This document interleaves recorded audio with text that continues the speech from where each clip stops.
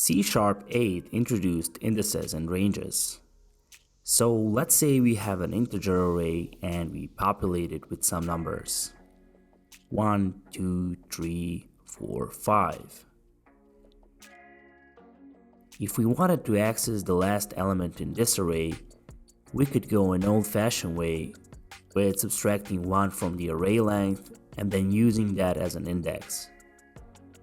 And this would print out 5.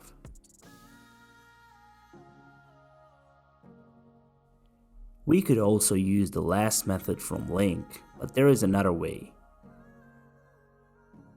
We could simply write a caret and then 1, and this would give us the last element as well.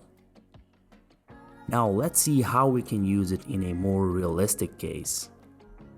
If we wanted to access the third element from the end, then we could write numbers and then a caret 3.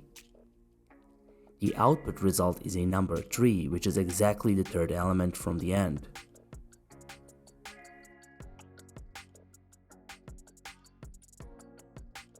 This is possible because of the index type, so we could declare a variable third to last index and pass it as an index to the numbers array. The result is the same.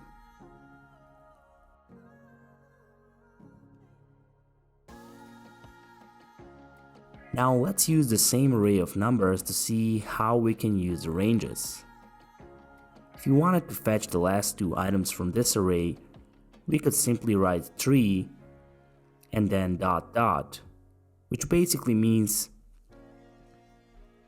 start from an index 3 and then give me all the elements to the end of the array. If we print it out to the console, we will see 4 and 5.